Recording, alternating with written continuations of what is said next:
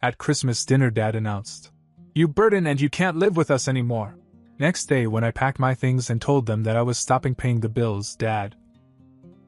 Christmas dinner was almost over when my father put down his fork, looked me straight in the eye and said, "You are a burden and you can no longer live with us." At first I thought I had misheard him. My mom let out this weird nervous laugh, like she wasn't sure he meant it. But then he just sat there, staring at me, waiting for a reaction. The room fell silent. My younger sister, Lily, froze with her fork halfway to her mouth. She looked at me wide-eyed, as if she couldn't believe what she had just heard. I swallowed the piece of ham I was chewing and put my fork down. "What?" "You heard me," he said. "You've overstayed your welcome. You need to move out."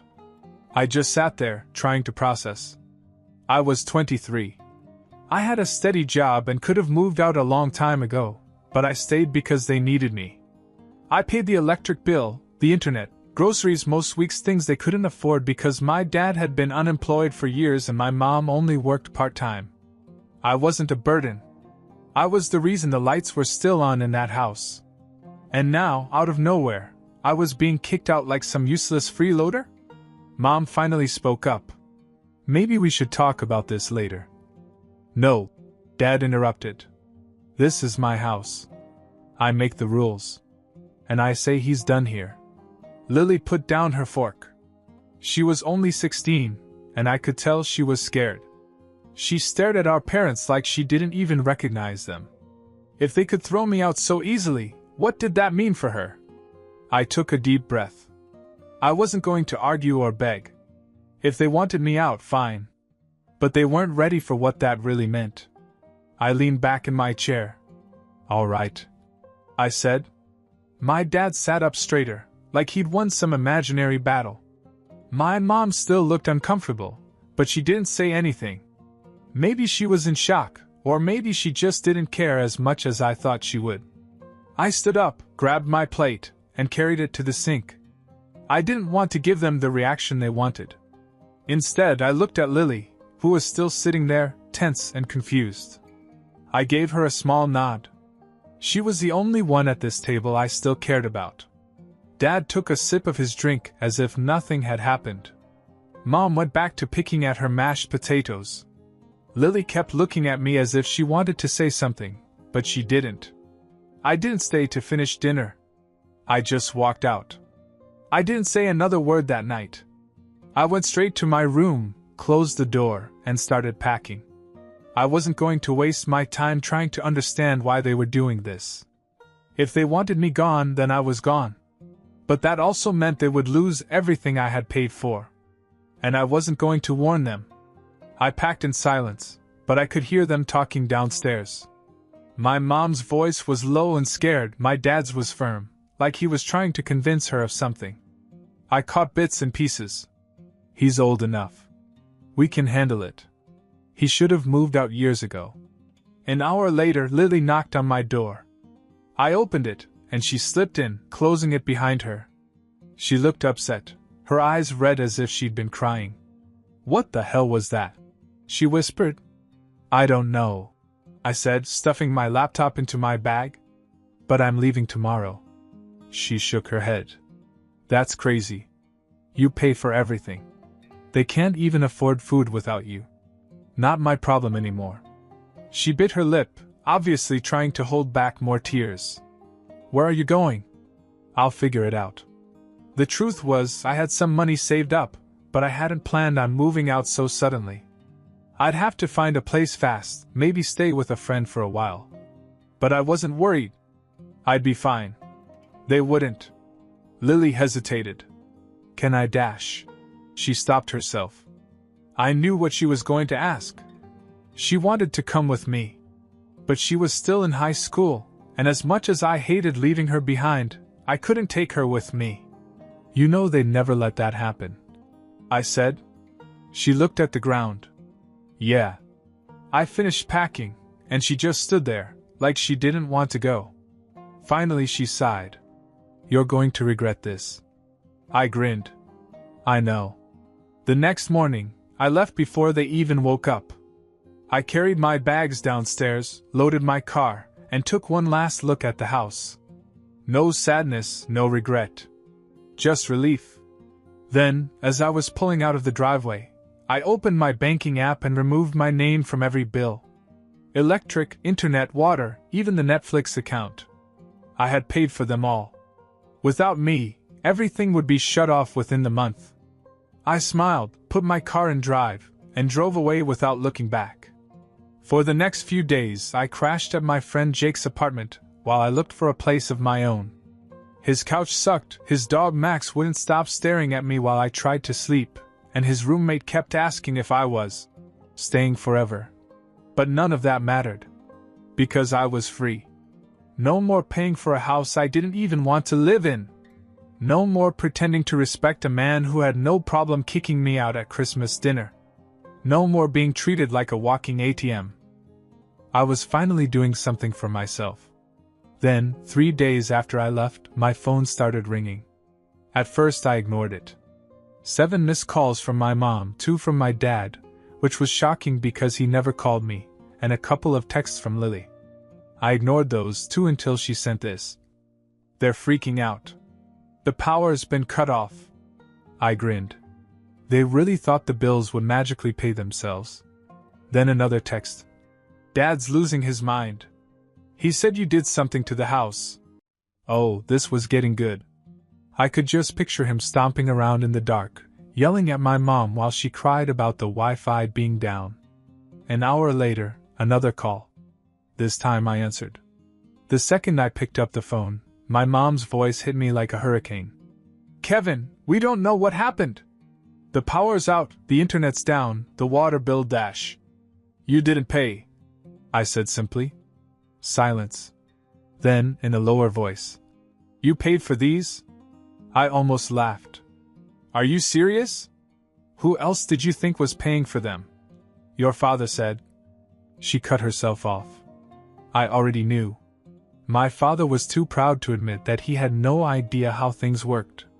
He probably told her that everything was fine, that the house would run like magic, even without me. Not my problem anymore, I said.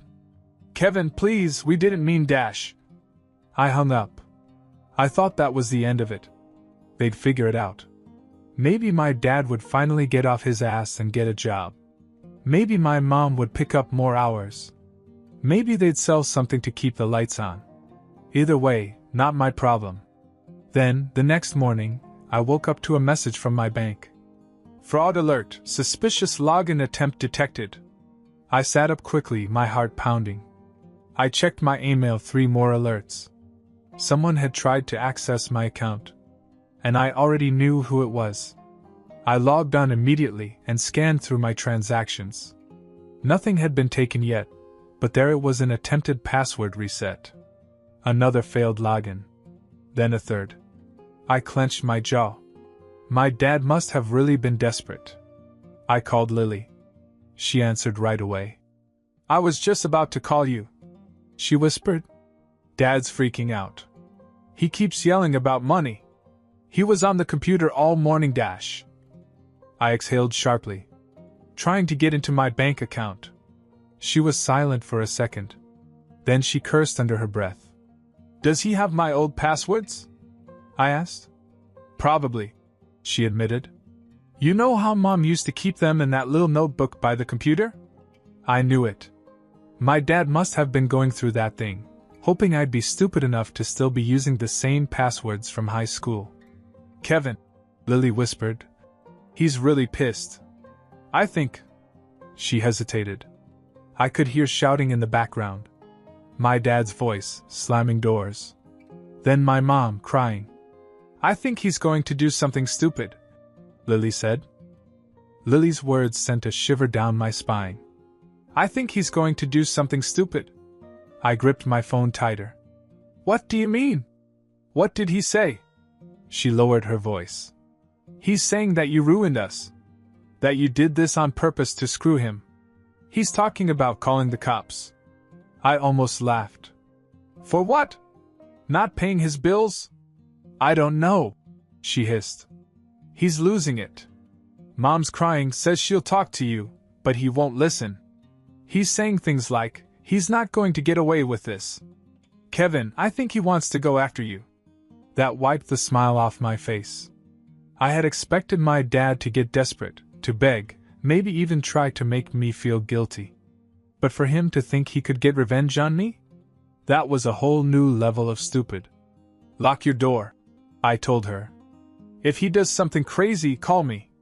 I hung up and immediately changed every password I had: bank accounts, email, streaming services, even my Amazon login. Then I called my bank and told them that someone had tried to hack me. They locked my account so tight that even I had trouble getting in for a few hours. I thought that was the end of it. I was dead wrong.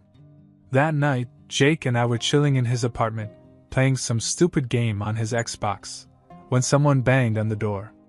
Hard. Jake stopped the game. Are you expecting someone? I wasn't. And I already had a bad feeling. I got up, walked to the peephole, and felt my stomach drop. It was my dad. He was standing in the hallway, fists clenched, breathing like a bull about to charge. Who is it? Jake called. I stepped back from the door. My dad. Jake stood up. Dude, what's going on? Another bang. Kevin, open the door. I didn't move. He banged again, harder this time.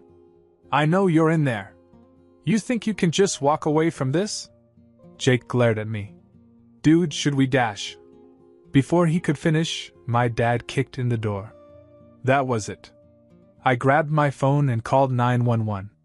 My dad just showed up at my apartment, I told the dispatcher.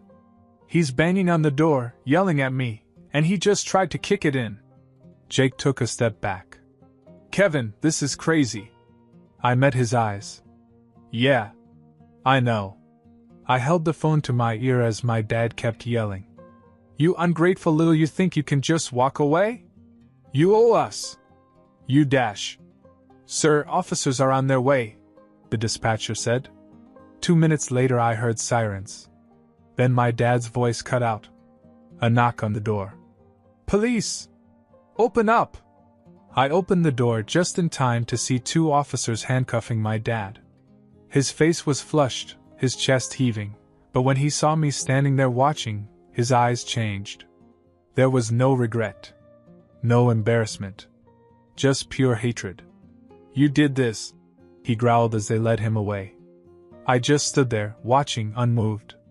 Because the truth was, he did it to himself. They took my dad away that night, but I knew it wasn't over. Lily called me an hour later. Mom's losing it, she said. She's crying and saying it's all your fault. Yeah, that sounds about right. She keeps saying you have to fix this. She's already calling people, trying to get bail money. I almost laughed. With what money? Silence.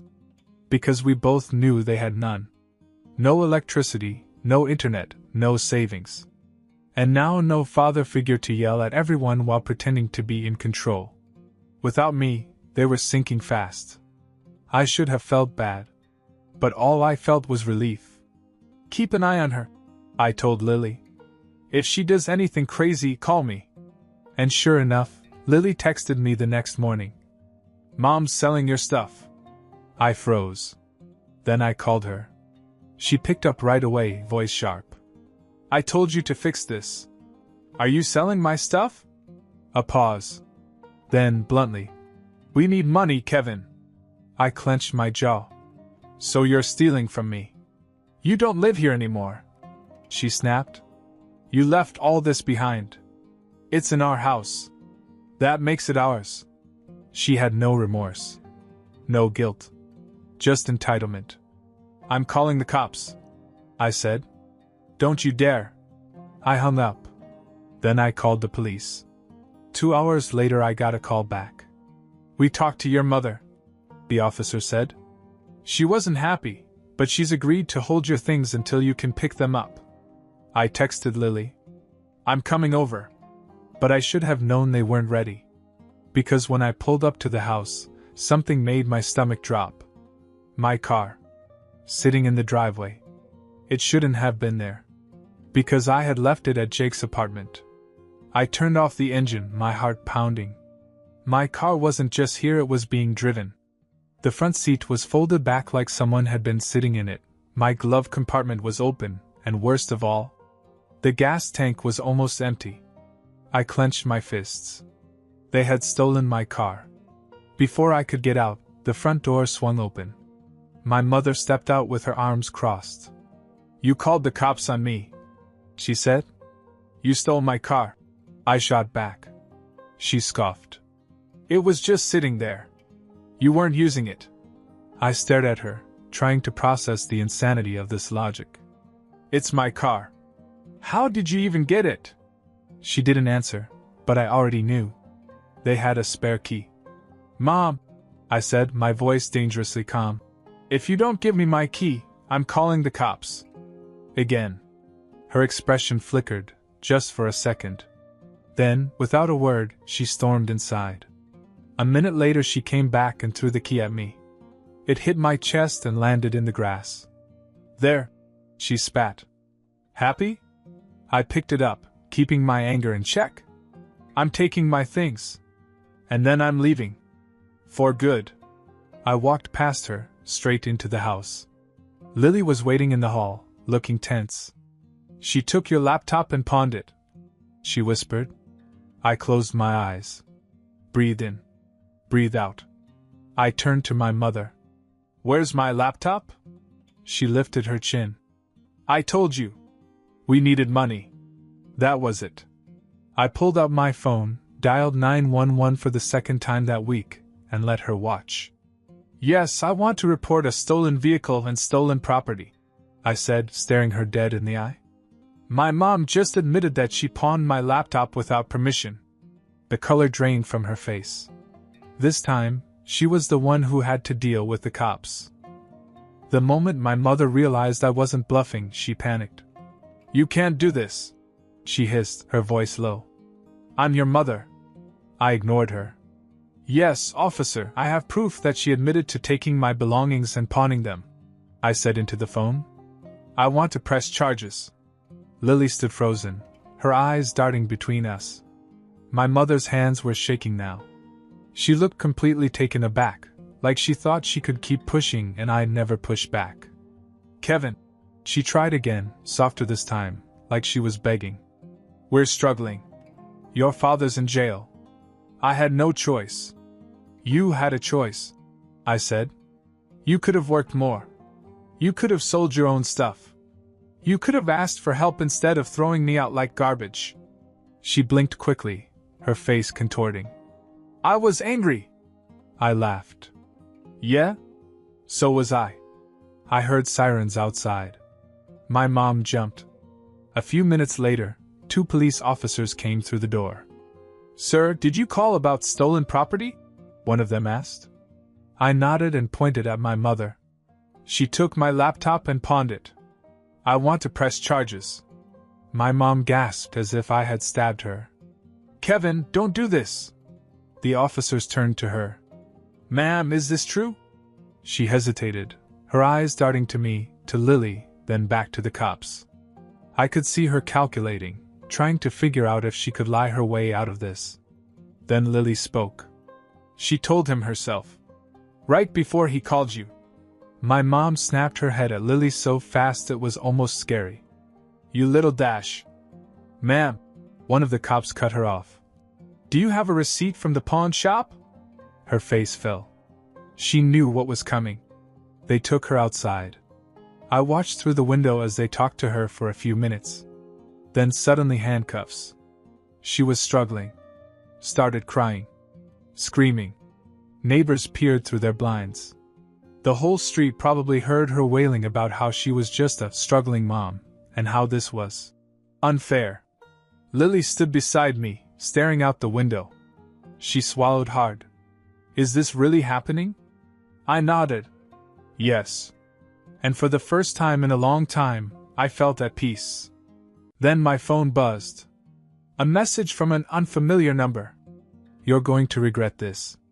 My chest tightened. I read it again. Then I realized.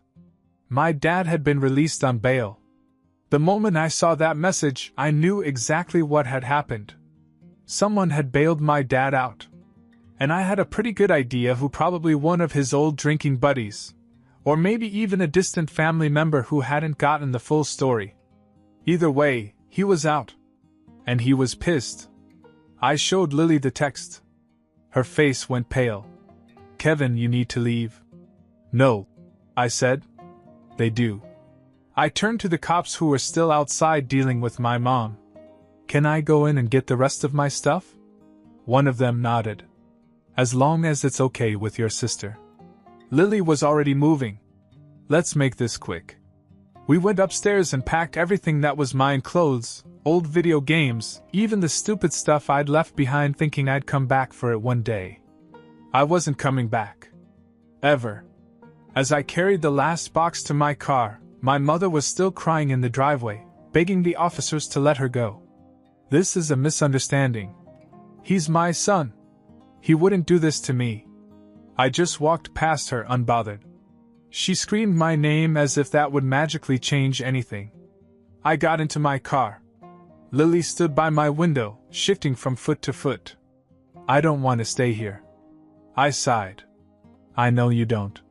But you only have 2 years until you're 18. She nodded, eyes glassy. "I'll be fine. I'll just be quiet and keep my head down. Call me if anything happens." She nodded again. Then headlights appeared down the street. A car turned onto our street. My stomach dropped. My dad. He pulled up just as I started the engine. He barely had time to get out before I put it in reverse and backed into the street. He stared at me, eyes full of rage, like he was about to walk over and try something. I rolled down my window just enough to carry my voice. "You tried to come near me again. I'm filing a restraining order." His hands clenched into fists. "You think you're better than us?" I smiled. "I know I am." Then I drove away. That was the last time I saw them. I blocked my parents' numbers. Changed my banking information. Moved to a new place. And I never looked back. Lily held out for 2 years, just like she said she would. The minute she turned 18, she was gone. She moved in with a friend and went off to college. We still talk all the time. And my parents? My dad never held a job. My mom lost the house a year later. They bounced around for a while, burning bridges with family, and the last I heard, they were renting a rundown apartment in a bad part of town. They tried to reach out to me: Facebook messages, unfamiliar numbers, even letters. I never responded. Because they made their choice that Christmas dinner. And I made mine.